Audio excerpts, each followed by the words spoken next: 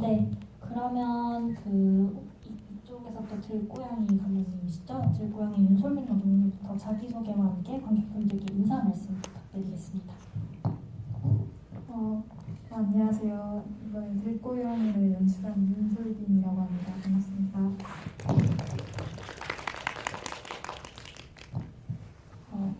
저는 들고양이에서 윤슬 역을 맡은 안다은이라고 합니다.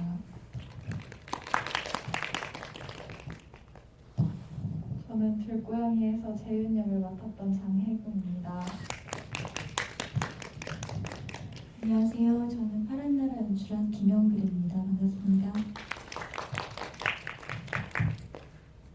네, 감독님들과 그 다음에 배우님들께 궁금한 게 영화를 보시고 난 뒤에 궁금한 점이 있으시면 여기 앞에 있는 QR코드를 통해서 채팅방에 들어오셔서 남겨주시면 제가 대신해서 감독님들과 배우님들께 여쭤보도록 하겠습니다.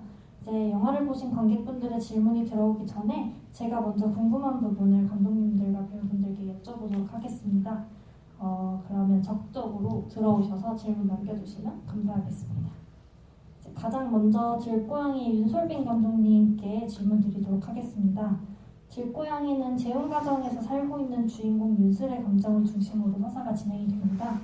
엄마에 대한 그리움, 새로운 가정에 대한 혼란과 낯섦, 이 과정 속에서 한 단계 성장해 나가는 윤슬 그리고 재윤에게 응원을 보내주고 싶은 영화였는데요. 윤솔빈 감독님께서는 어떻게 들고양이라는 작품의 이야기를 만들게 되셨을까요? 그리고 어떠한 과정을 통해서 우리 배우님들과 함께 작업을 하게 되신 건지 궁금합니다.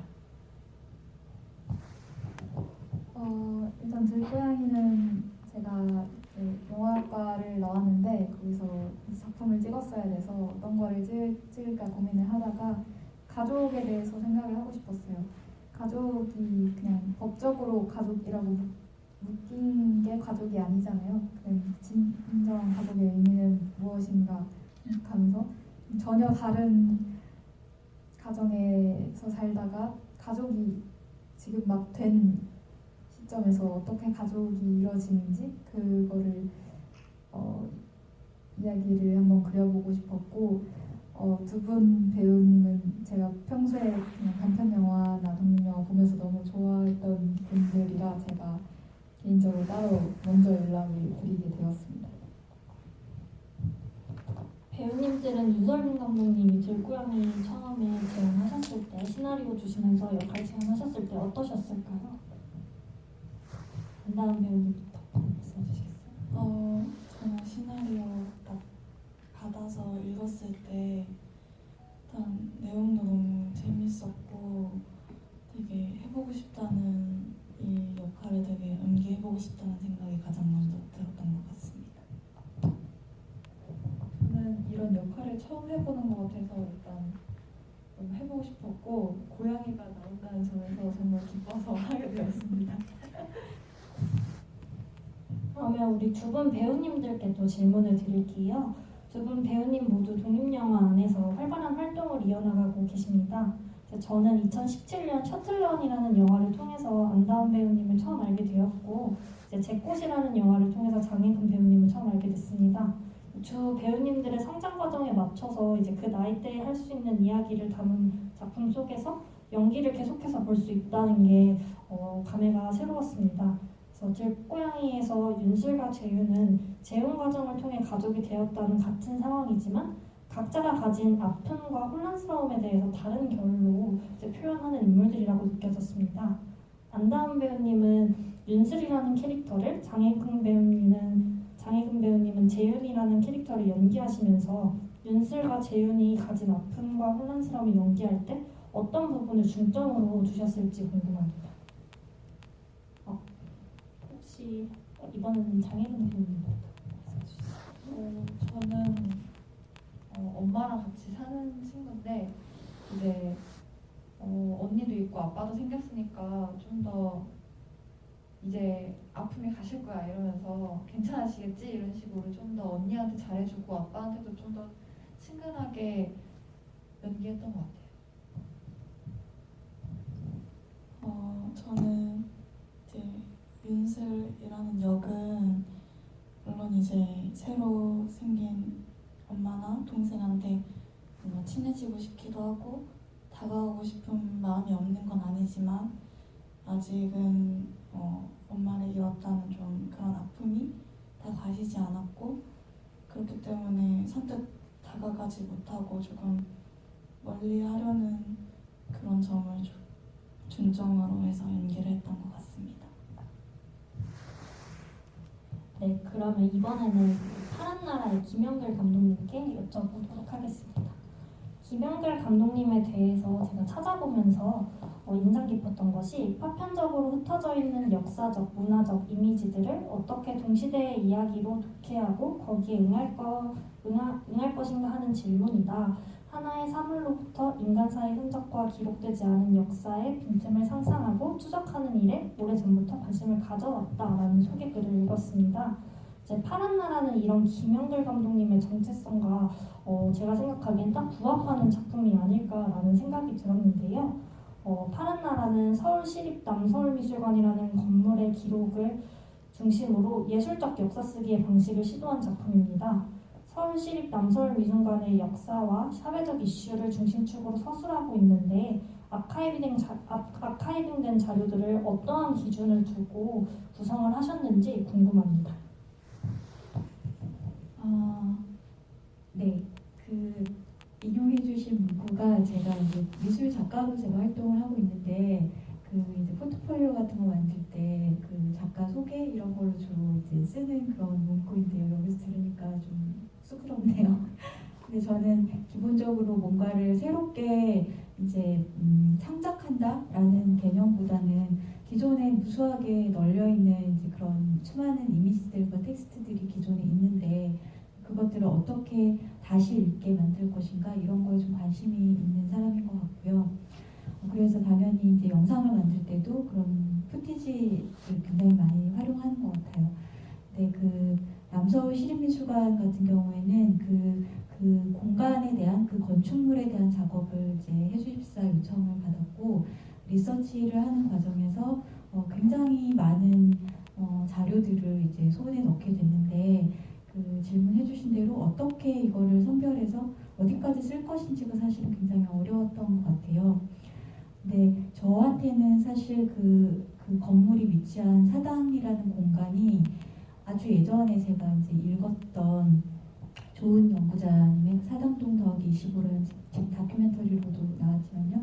그 책이 저한테는 가장 큰 사당동의 이미지였기 때문에 그런 과거의 이 철거촌으로서의 역사 같은 것들을 꼭 소환하고 싶다는 생각이 들었고 그리고 그 건물이 벨기에 영사관으로 지어졌던 건물이기 때문에 벨기에와 관련돼서 리서치를 하면서 우연하게 이제 스머프라는 캐릭터가 벨기에 출신이라는 걸 알게 됐어요. 그러면서 이제 스머프라는 생명체들이 이제 한국에서 계속 살았다면 어땠을까라는 가정을 하고 이야기를 이렇게 저렇게 조직해 나가는 과정에서 필요한 이미지들을 더 찾기도 하고 MBC 방송 자료 같은 것들도 이제 되게 많이 이제 디깅을 해서 찾아서 이제 구성을 했던 것 같습니다.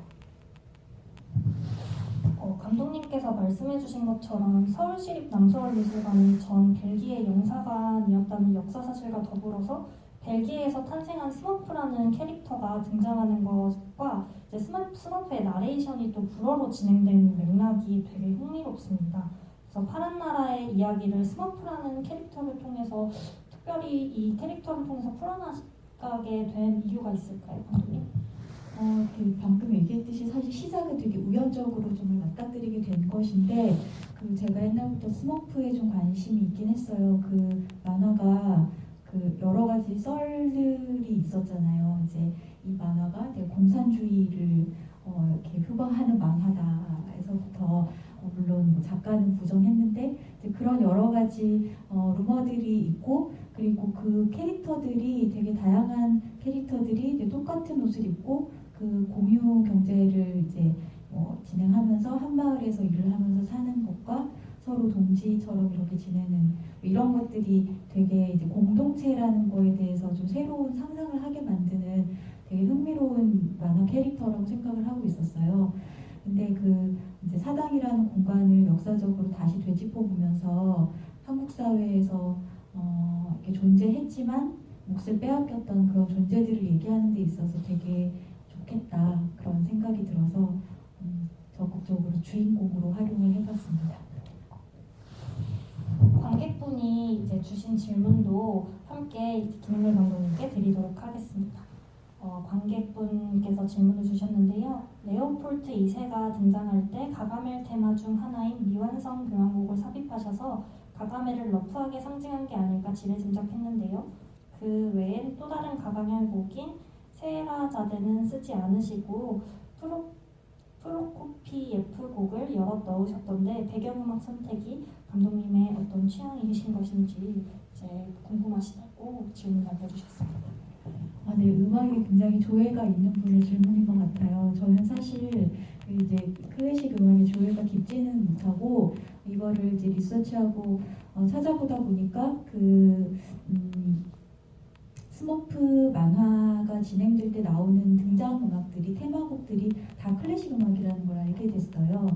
그리고 저는 원래 이제 영상 작업을 할 때 음악 같은 거를 새롭게 이제 만들기보다는 기존에 있는 음악 중에서 저작권 문제가 해결된 음악들을 주로 사용하는 편인데 이제 클래식 음악들이고 이 음악들이 특히나 이제 테마송, 가가멜송 같은 경우에는 너무 딱 한 번에 들으면 우리가 약간 가가멜 등장할 것 같고 그러니까 불안의 조짐이 느껴지고 그런 이미지들이 또 있고 스머프들이 이렇게 즐겁게 뛰어다닐 때는 랄랄랄라 이런 딱 우리가 한 번에 감각적으로 그걸 소환할 수 있는 그런 힘이 사실 음악에는 있잖아요. 그래서 그렇게 그냥 사람들한테 그런 감각을 바로 불러일으킬 수 있는 것 위주로 좀 고르려고 했고 그리고 사실 그 시작과 마지막을 장식하는 음악은 그 푸가를 그러니까 사실 이거는 창작된 곡인데 제가 유튜브에서 이렇게 찾다가 어떤 그 외국분이 작곡하신 거를 보고 마음에 들어서 이제 그 스머프 테마송을 이렇게 결합시켜서 만드신 곡이더라고요. 그 요청을 드려서 사용을 하게 됐습니다. 이 영화를 완성하시면서 저작권에 대한 이슈를 해결하시는 게 참 만만치 않으셨으리라 생각했습니다. 그러면 들고양이의 윤솔빈 감독님께 질문 드리도록 하겠습니다. 영화의 중심 사건 그리고 제목에서도 쓰인 들고양이는 꽤나 뚜렷한 메타포처럼 느껴졌습니다. 가족이라는 소속 안에 있지만 혼자 동떨어진 것 같은 혹은 혼자 남겨진 느낌을 지울 수 없는 윤슬의 심정을 들고양이를 통해 표현이 되었다고 느껴졌는데요. 그래서 영화 속에서 들고양이를 통해 중심 사건을 풀어내신 특별한 이유와 영화 제목이 들고양이가 된 것이 궁금하고 이제 관객분께서 주신 질문은 보통은 길고양이라는 말을 사용하는데 왜 들고양이라고 이름을 붙이셨는지 궁금하다고 질문 주셨습니다. 일단 들고양이는 들고양이라는 것 자체가 어떤 좀 정해진 곳 없이 정해진 가족 없이 좀 떠돌아다니는 좀 마음을 한 곳에 둘 수 없는 그런 이미지가 저한테는 강했던 것 같아요. 그래서 그 이미지를 이제 제목이랑 영화 안에 좀 쓰게 됐고 보통은 길고양이라고 많이 얘기를 하는데 이거는 뭐 큰 의미가 있는 건 아니고 길고양이보다 뭔가 들고양이 들의 의미가 좀 더 약간 좀 더 와일드하고 좀 더 외로운 느낌이 더 강했던 것 같고 길고양이가 이제 인터넷이나 이런 데 치면은 바로 그러니까 너무 많이 쓰이는 용어인 거예요. 그 들고양이 같은 의미긴 하지만 좀 더 영어 만드는 사람 입장에서는 좀 더 잘 뜰 수 있도록 검색을 하면은 좀 다른 같은 의미지만 그렇게 좀 변경을 했던 것 같습니다. 그러면 조금 더 구체적으로 영화 속으로 들어가서 한번 질문을 드리도록 할게요. 이번에도 들고양이 윤솔빈 감독님께 질문 드리려고 합니다. 이제 영화를 보면서 화면비에 대한 궁금증을 빼놓을 수 없을 것 같아요. 그래서 4:3의 화면이 뭔가 새롭게 꾸려진 과정 안에서 완전히 마음의 문을 열지 못하는 윤슬의 마음을 어떻게 더 효과적으로 표현하는 미장센으로 표현되는 것 같다는 생각도 들었고 이제 또 곁을 떠난 어머니에 대한 그리움을 담담히 말하는 윤슬의 나레이션과 합쳐져서 이 영화 자체가 윤슬의 곁을 떠난 어머니에게 그럼에도 불구하고 나는 잘 지내, 엄마도 잘 지냈으면 좋겠어 라는 위로를 건네는 엽서처럼 보이기도 했습니다. 그래서 들고양이에서 4대3의 화면비를 선택하신 이유가 있을까요? 너무 잘 말씀을 해주셔서 제가 또 어떤 걸 얘기해야 될지 잘 모르겠는데 아무래도 4대3이면 인물에게 집중을 되는 효과가 더 있고 좀 주인공의 감정을 관객이 보실 때 좀 더 동일시하면 좋겠다 해서 화면비를 그렇게 했던 것 같습니다.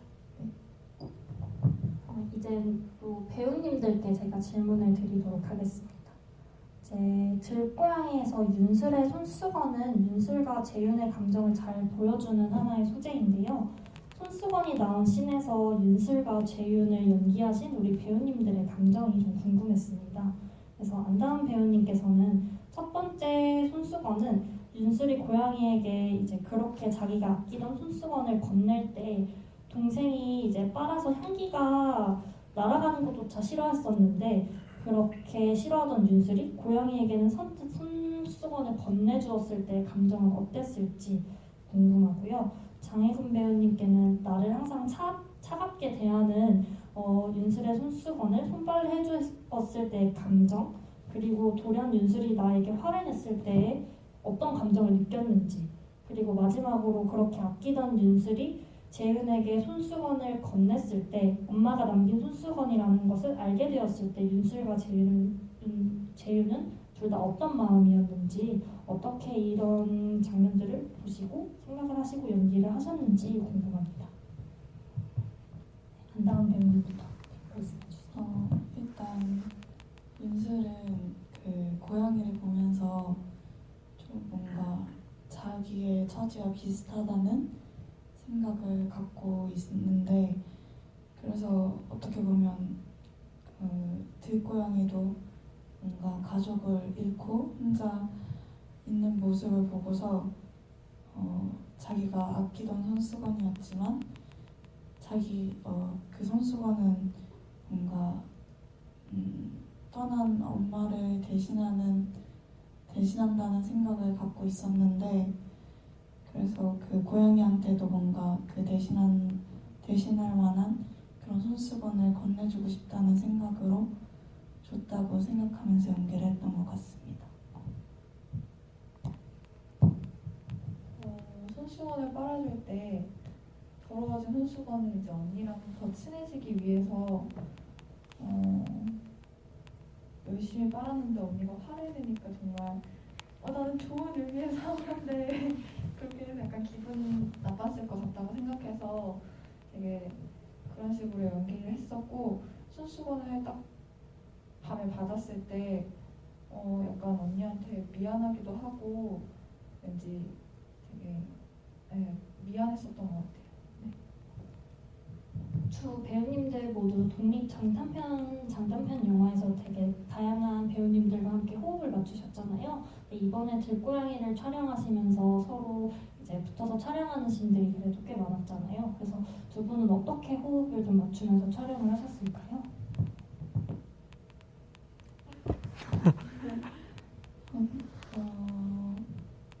이제 촬영하기 전에 몇 번 만나긴 했는데, 그래도 이제 그 전에는 엄청 친해지진 않았어서 촬영을 해가면서 뭔가 더 친해지고 서로 여러 이야기도 하면서 좀 호흡을 맞춰 나갔던 것 같습니다.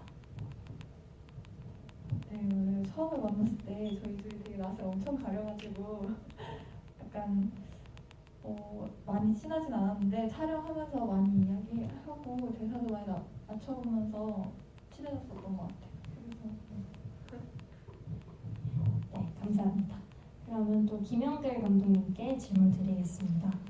아까 스머프에 대해서 말씀해주신 거에 덧붙여서 저의 뭔가 감상, 소감을 나누자면 역사 속에서 스머프라는 캐릭터의 연결성도 되게 흥미롭다고 저는 느꼈습니다. 그래서 처음에는 객관적인 사실인 역사와는 좀 동떨어진 만화 속 캐릭터처럼 느껴지기도 했어요.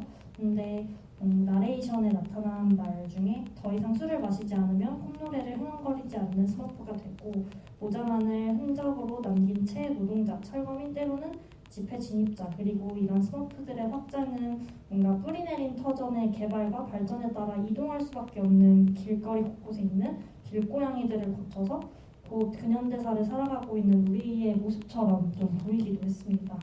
그래서 오히려 이런 우리의 슬픈 역사와 모습을 통해 행복을 추구하는 스머프라는 동화 속 캐릭터를 중심으로 표현한 것이 조금 더 슬프기도 하고 아이러니하다고 느껴지기도 했습니다. 그래서 질문을 드리고 싶은 게 하나가 있는데요. 제 영화를 보면서 이제 처음에는 스머프라는 캐릭터가 말씀드린 것처럼 마냥 현실감이 없는 동화 속 캐릭터처럼 느껴졌지만 객관적인 한국어 나레이션과 교차되어서 이 역사 속에 있는 인물들이 했던 생각들처럼 좀 느껴지기도 했습니다.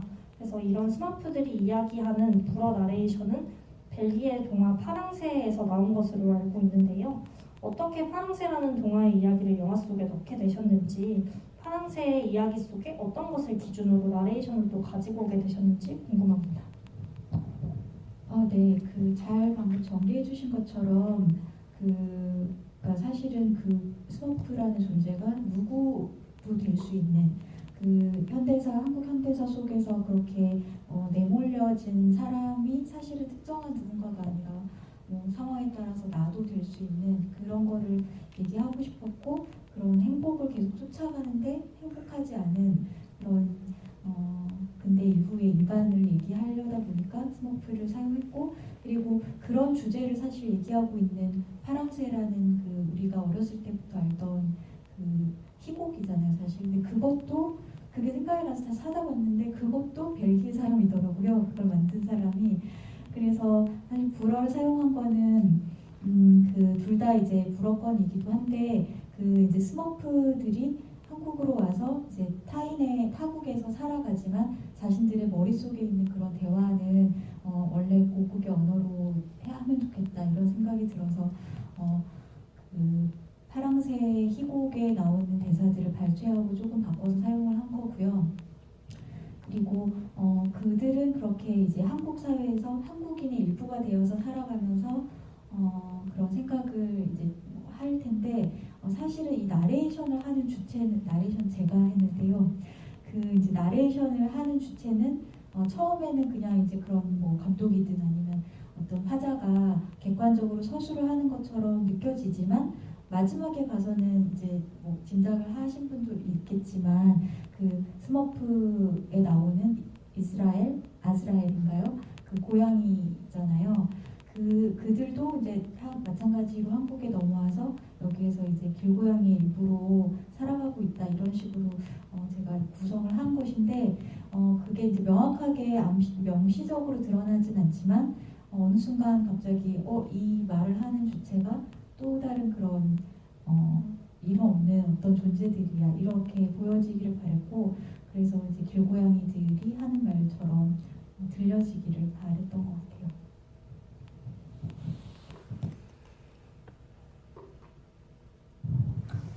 영화가 어떻게 두 영화가 다 고양이가 나오는 영화로 또 GV의 또 감독님들과 배우분들이 참석을 해주셨습니다. 그러면 이번에는 저희 들고양이의 윤솔빈 감독님께 질문 드리도록 하겠습니다. 들고양이에서 인물을 바라보는 카메라가 미세하게 좀 흔들립니다. 그래서 주인공이 동선이 있을 때뿐만 아니라 무빙이 없을 때 또한 미세하게 흔들리는데요. 특히 인상적이었던 장면이 엄마와 윤술, 재윤이 밥을 먹을 때 어색한 분위기에 이제 엄마와 윤술을 보여주는 카메라의 떨림이 좀 인상 깊었습니다. 그래서 들고양이의 전체적인 촬영 톤을 핸드헬드로 선택하신 이유에 대해서 감독님께 좀 여쭤보고 싶습니다.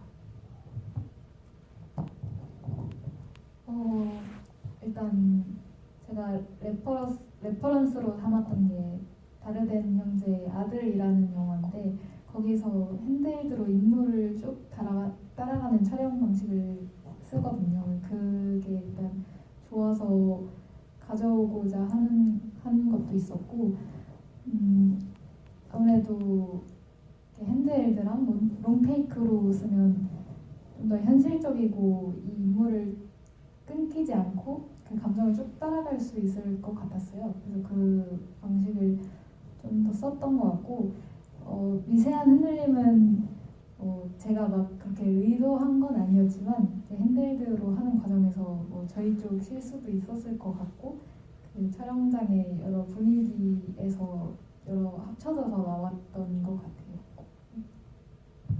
핸드헬드와 롱테이크 촬영을 하면서 배우님들 간의 합도 굉장히 중요했을 것 같은데요. 그런 촬영 과정에 있어서 롱테이크와 그 다음에 핸드헬드를 찍는데 이제 배우분들과의 합은 어떻게 맞추셨을까요? 배우님들하고 같이 좀 말씀해 주시면 좋을 것 같습니다. 일단 제가 말씀드리면 씬 들어가기 전에 리허설 같은 거를 몇 번 했던 것 같아요. 그거를 리허설을 해서 조금 합을 맞추고 그리고 테이크를 좀 제가 많이 한 것도 있기는 해요. 그래서 마지막에 그 외부에서 둘이 제일 싸우는 씬 같은 경우 거의 20테이크 가까이 찍었어서 그 추운 날에 제가 두 분 너무 고생을 많이 시켜서 죄송했던 기억이 있습니다. 이제 촬영 들어가기 전에 감독님 말씀처럼 리허설도 몇 번 맞춰보고 또 이제 촬영 감독님하고 감독님하고 이제 재윤이하고도 같이 얘기하면서 몇 번씩 맞춰보면서 동선을 짰던 것 같습니다. 동선도 많이 맞추고 이제 대사도 같이 하면서 리허설도 많이 했었고, 네, 이제 조명도 있으니까 조명도 조심조심 하면서 동선을 많이 맞췄었던 것 같습니다. 그래서 들고양이의 촬영이 참 흥미롭다고 느껴졌는데요. 영화 속에서 이제 카메라의 시선은 꽤나 주관적이게 주인공 윤술의 심리를 따라간다고 느꼈습니다. 그래서 영화의 전반적으로 보여지는 윤술의 클로즈업 그리고 윤술의 심리에 따른 액팅을 따라가는 카메라의 무빙이 핑퐁되면서 이제 영화가 진행이 되는데요. 흥미로웠던 장면은 윤술과 재윤이 없어진 고양이를 찾다가 다투게 되고 재윤이 먼저 집 쪽으로 가는 방향의 계단을 향해 올라가는데 윤술을 비추던 카메라가 인물보다 선행해서 계단을 비추고 이내 아파트를 보여줍니다. 그리고 다시 윤술로 돌아온 카메라는 계단을 향해 올라가는 윤술의 뒷모습을 보여줍니다. 이제 컷이 끊기지 않고 마치 누군가가 올라가라는 듯하게 말을 걸듯이 윤술이 해야 할 방향을 제시해주는 객관적인 카메라의 시선이 또 영화에서 조금 새롭게 느껴졌습니다. 그래서 이 장면에서의 연출 의도가 감독님께 여쭤보고 싶습니다. 일단 제가 생각했던 것들을 너무나도 잘 읽어주시고 정리를 잘 해주셨는데요.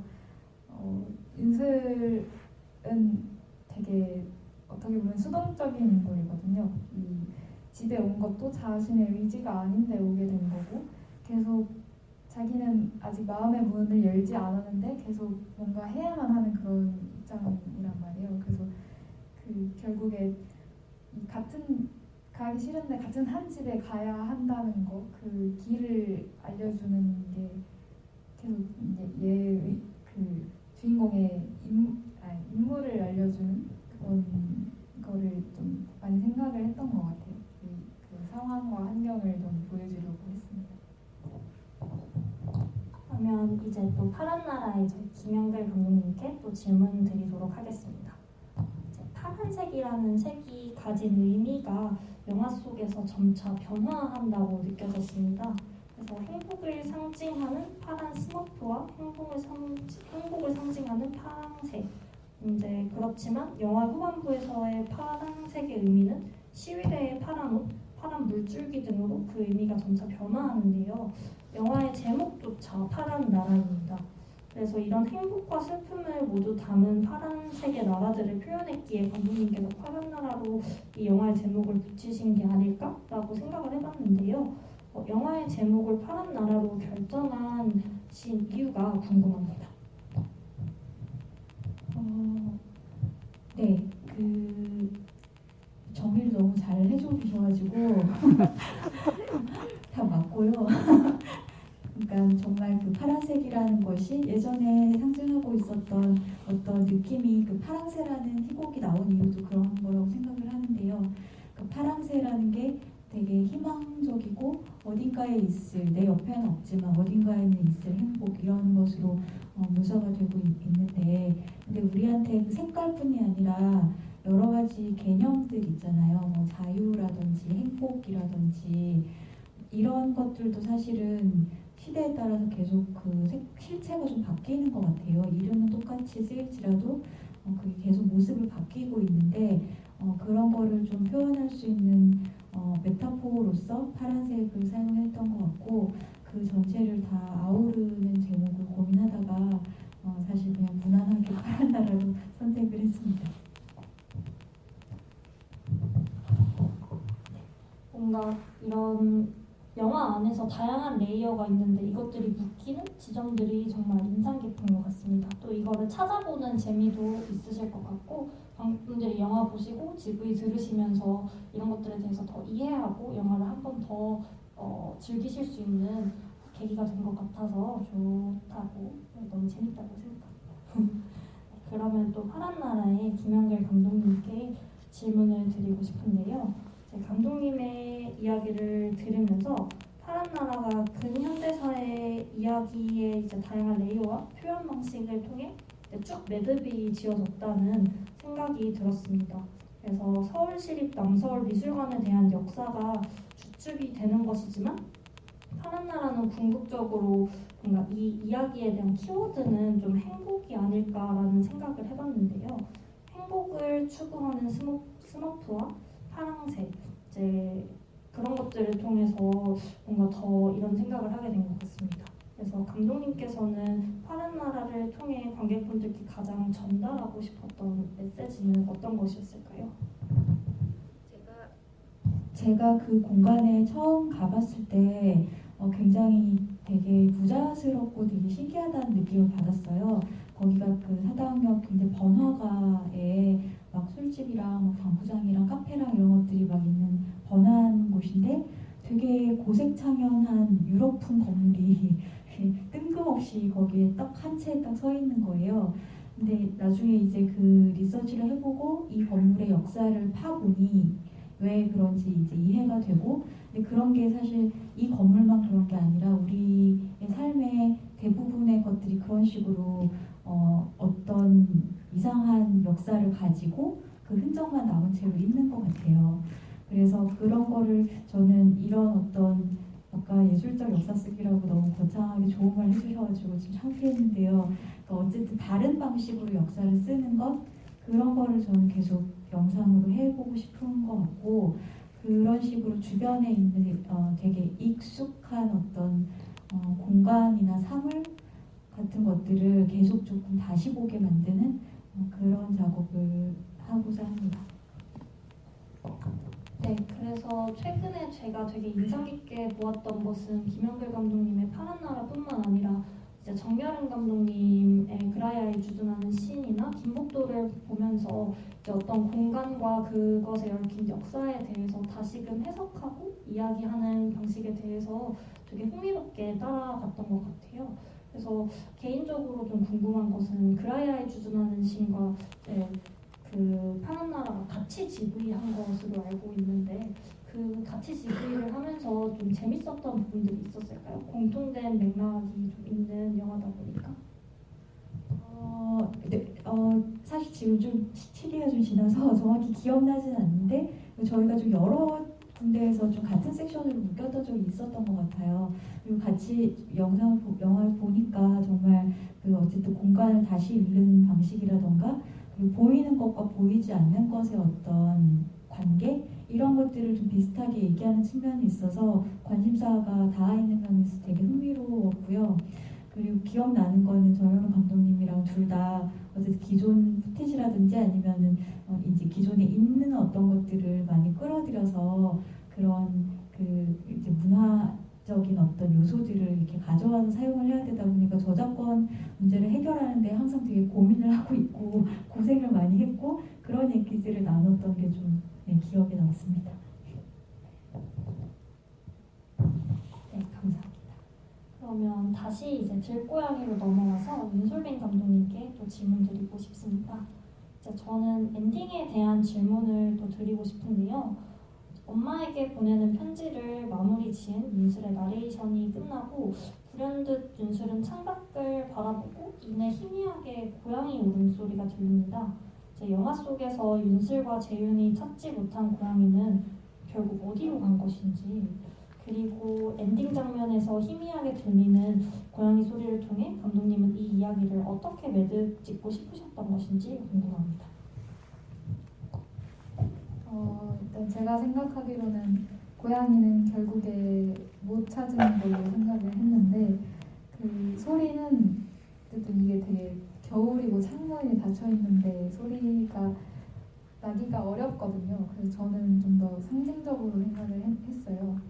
그래서 이 잃어버린 고양이의 소리가 난다는 게 이 일련의 사건들이 있은 후 윤슬이 조금 더 다친 마음을 좀 더 열고 앞으로 좀 더 잘 지낼 수 있을 거라는 희망이나 마음들을 좀 더 담았던 것 같습니다. 그러면 우리 배우님들께도 여쭤보고 싶습니다. 들고양이 이 이야기가 끝난 이후에 윤슬과 재윤은 어떻게 지낼까요? 윤슬과 재윤이 되어서 이 이야기를 표현하신 안다운 배우님과 장혜근 배우님이 생각하시는 들고양이 그 이후의 이야기가 좀 궁금합니다.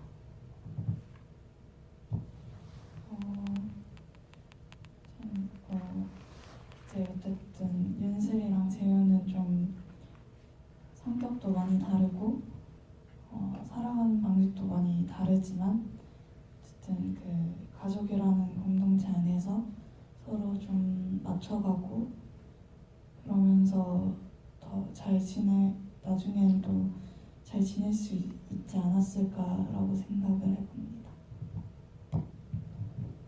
저도 처음에는 아직까지는 좀 소심하게 막 대하고 그럴 것 같은데 점점 더 얘기를 나누고 그러면서 친해지지 않을까라는 생각을 하고 있습니다. 또 관객분들이 주신 질문 우리 배우님들께 여쭤보려고 합니다. 관객분이 질문 주셨는데요. 장혜근 배우님이 박석영 감독님 작품들이나 컨테이너에서 출연하신 모습을 보면서 오늘 보니까 폭풍 성장하셔가지고 정말 놀랐다고 저도 굉장히 놀랐습니다. 네, 그래서 나중에 학생 연기, 그러니까 학생 연기가 졸업되셨다고 하는데 성인이 되셨을 때 이제 도전해보고 싶은 캐릭터나 장르가 있으실까요? 장혜근 배우님도 말씀하시고 안다운 배우님도 부탁드립니다. 저는 이제 항상 되게 사연 있고 불쌍한 캐릭터들을 많이 했었는데 이제는 좀 더 활발하고 약간 그런 연기도 해보고 싶고 네, 되게 희망을 많이 갖고 있는 아이를 연기해보고 싶습니다. 실은 저도 뭔가 사연 있는 역할을 많이 되게 맡았었는데 그래서 되게 하고 싶은 역할이 정말 많지만 저도 뭔가 상처나 아픔 없이 정말 한없이 좀 밝은 그런 역할을 한번 맡아보고 싶다는 생각을 하고 있습니다. 네, 그리고 관객분께서 들고양이 윤솔빈 감독님께 질문 주셨는데요. 오프닝 시퀀스에서 서로 눈치를 보면서 이제 밥 먹는 식탁, 그리고 나서는 인물 두 명이 감정적인 교류하는 장면들, 그리고 마지막 씬에서 엄마가 처음과는 다르게 윤슬을 대하는 태도가 좀 전혀 다른 분위기로 느껴지셨다고 합니다. 영화 러닝타임은 29분이지만 실제로 영화 안에서의 시간은 오프닝 씬과 마지막 씬까지 어느 정도의 시간이 좀 흐르는 것인지 영화적 그런 설정에 대해서 여쭤본 것 같습니다. 일단 질문 감사드리고요. 구체적으로 시간을 생각한 건 없는데 아마 이제 장소 같은 것도 많이 바뀌거든요. 이 집에 있다가 거리도 있고 학원에 갔다가 또 학원 이후에 이제 재윤의 친구들이 데려오기도 하고 이제 고양이도 사라지고 그런 것들을 생각했을 때 일주일에서 열흘 길면 2주 사이에 벌어진 일들이 아닐까 생각합니다. 네, 그러면 파란나라의 김영들 감독님께 또 질문 드리도록 하겠습니다. 감독님께서는 전시뿐만 아니라 이제 전시 영화뿐만 아니라 돛과 닷이라는 출판사를 운영하시면서 책을 쓰시기도 합니다. 이제 그림책 벽의 경우에는 이전에 전시했던 것을 뭔가 토대로 그림책을 발견하신 것 같고, 그리고 모나미 153의 경우에는 모나미 볼펜에 관련된 일상의 에피소드를 근현대사의 실제 사건과 뒤섞은 소설이라고 알고 있습니다. 이처럼 하나의 주제를 가지고 다양한 매체를 넘나들기도 하시는데요. 이렇게 다양한 매체를 통해 작업을 하고 계신 이유? 그리고 이유와 더불어서 어떠한 주제를 전시, 문학, 영화 등 다양한 매체로 이제 작업하시면서 각 매체의 특성에 따라 그 주제를 접근하는 방식에 대해서도 여쭤보고 싶습니다. 네, 저는 사실 그 제가 사용하는 매체를 딱 정해놓고 하지 않고 사실 좀 매번 고민을 해요. 어떤 이야기를 하고 싶을 때 이거를 이제 최종적으로 어떤 아웃풋으로 결과물을 만들어야 될까 이거를 좀 나중에 고민하는 편이에요.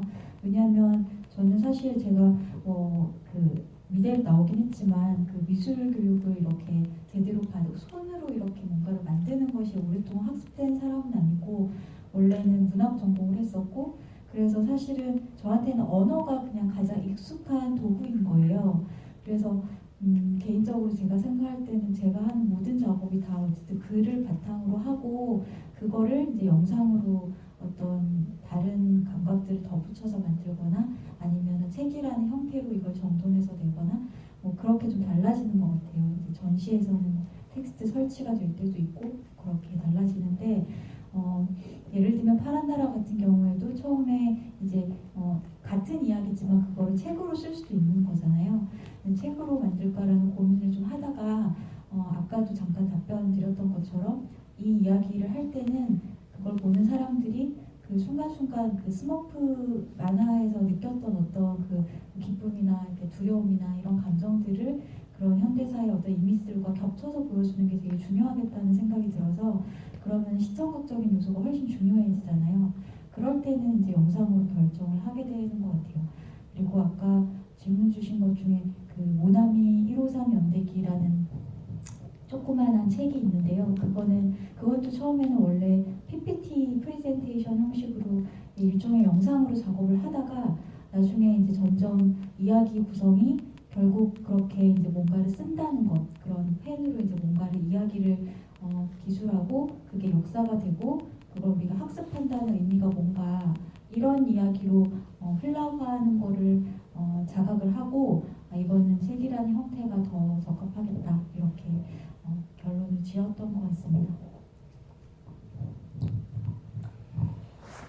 이번 기획전 라이징 쇼츠가 신진 작가의 작품을 소개하는 자리인 만큼 이제 두 감독님들의 차기작 또한 궁금합니다. 이제 또한 독립영화 이제 장단편으로 필모를 꾸준히 쌓아오고 계신 우리 두 배우님들의 차기작도 궁금합니다. 혹시 차기작 계획이 없으시다면 어떤 분야와 주제에 관심을 가지고 계신지 관객분들께 이야기 나눠주시면 감사하겠습니다. 윤솔빈 감독님부터 말씀해 주시면 감사하겠습니다. 일단 저는 이제 영화과를 다니고 있는데 이번에 이제 졸업 작품 촬영을 마쳤고요. 새삥이라는 영화인데 지금 마무리 중인데 아마 이제 마무리하고 내년 영화제들 출품을 하고 이렇게 준비를 좀 할 것 같고요. 그거 끝마치고 이제 어떻게 더 영화를 찍을 수 있을까 좀 고민을 많이 하고 있고 그래서 기간 제가 갈 수 있는 뭐 대학원이나 카파 등 데를 좀 준비를 하고 있습니다. 네.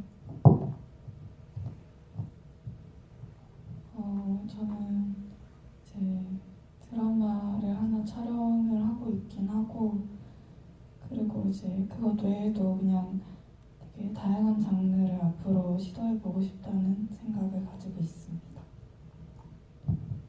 저는 이번에 단편 영화를 몇 가지 찍었었고 그리고 이번에 또 다음에 박석영 감독님이랑 영화랑 장편 영화 하나 더 준비하고 있습니다. 저는 그 차기작 영상은 뭐 캠핑에 관해서 좀 만들어보고 싶은 생각이 있긴 한데 아직 구체화된 게 거의 없이 생각만 하고 있고요. 최근에 그 또 다른 색깔에 대한 작업으로 검정색에 관한 여러 가지 에피소드를 엮어서 책을 최근에 냈어요. 이제 뭐 한 이틀밖에 안 됐는데요. 제목이 노아와 슈바르츠와 쿠로와 현이라고 하는데 다 검정색을 여러 가지 언어로 이렇게 호명하는 것이거든요. 그래서 이제 친구들이 놀리면서 색깔 시리즈를 계속 할 거냐라고 하는데 네, 아무튼 네, 그렇게 최근에는 그런 작업을 했습니다. 네, 또 윤솔빈 감독님 기대되고 이제 우리 김영걸 감독님께서 만들어주신 작품도 너무 기대가 됩니다. 그리고 안다은 배우님께서 어떻게 또 다른 모습으로 드라마에서 그 드라마에 있는 캐릭터는 사연이 있는 또 캐릭터예요. 사연이 없다고 이제 감독님 즐거운 모습을 봐주시면 감사하겠습니다. 그리고 박석영 감독님의 또 차기작의 모습도 기대해 보도록 하겠습니다. 코로나로 인해서 극장에서 관객과의 대화가 이제 행사가 줄줄이 취소되고 영화를 본 후에 관객과 만나 이야기를 나눌 수 있는 자리가 많이 적어졌습니다. 그래도 파란 나라의 경우에는 약 1년 전에 서울국립영화제 2020 서울국립영화제에서 상영 후에 인디 피크닉을 통해서 지난 8월경에 관객분들과 만날 수 있는 기회가 있던 것으로 아는데요. 하지만 들고양이의 경우에는 이제 2021년 제작 작품이라 관객분들과 대면할 수 있는 기회가 적었을 것 같습니다. 이번 인디스페이스 기획전 라이징 쇼츠를 통해 극장에서 관객분들과 직접 만나 이야기를 나눌 수 있게 된 소감과 더불어서 관객분들께 마지막 말씀 부탁드리겠습니다. 이번에는 김영글 감독님부터. 네. 저는 이렇게 영화를 만들고 이렇게 이제 극장에서 관객들과 만나는 경험보다는 사실 미술관에서 전시를 하는 경험이 더 길었기 때문에 이렇게 이제 관객들을 만나게 될 때 좀 되게 감각이 새로운 것 같아요. 어쨌든 미술 전시는 되게 한 번 공간이 만들어졌다가 없어지고 이제 되게 휘발적인 느낌이 드는데 여기서는 이제 내 작품을 보아준 사람들이 앞에 이렇게 실제로 있고 질문도 해주시고 하니까 어떤 생각으로 작품을 봐주셨구나 이런 걸 알 수 있어서 너무 좋은 것 같고요. 코로나가 빨리 완화되어서 관객들을 좀 만날 수 있는 자리가 계속 많이 늘어났으면 좋겠습니다. 감사합니다. 이렇게 들고양이를 영화관에서 보게 되어서 정말 감사하고 그리고 와주셔서 정말 감사하고 사실 여기 들고양이에서 한번 나왔던 친구가 있거든요. 그 친구한테도 너무너무 감사하고 와주셔서 감사합니다. 출연하신 배우분일까요? 그냥 친구로 같이 나와주신 친구가 있는데 한번 일어나서 부끄러우시면 네, 감사합니다. 좋은 영화로. 우리 안다은 배우님. 저도 이제 들고양이를 여기서 뭔가 큰 화면으로 볼 수 있어서 되게 좋았던 것 같고 이제 관객분들하고 이렇게 소통을 할 수 있었어서 되게 좋았던 것 같고 네, 이제 영화 보러 와주셔서 너무 감사합니다.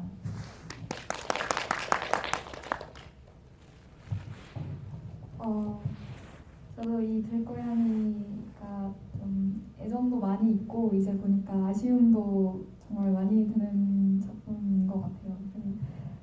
2021년에 이제 제작되었다고 써있지만 이게 거의 2020년 겨울에서 2021년 넘어오는 겨울이었거든요. 그래서 사실 많이 이제 출품 같은 것도 많이 하고 했는데 초청을 그렇게 많이 받지 못했어요. 그래서 극장이나 이렇게 큰 화면에서 볼 수 있는 기회가 많지 않았는데 이렇게 인디스페이스에서 초대를 해주셔서 큰 화면을 봐서 저도 너무 기쁘고 또 아쉬운 점도 많아서 좀 다짐을 하는 계기가 된 것 같습니다. 그리고 이렇게 주말에 추운 겨울에 여기까지 와주셔서 봐주셔서 너무 감사드리고 제가 이번 다음에 찍은 새삥이라는 작품도 지나가다 혹시 보이시면 한번 봐주시면 감사드리겠습니다. 감사합니다. 네, 한국의 수많은 독립영화를 상영해온 인디스페이스가 이번 연도 12월을 마지막으로 종로에서 이제 다른 곳으로 이사를 가게 됩니다.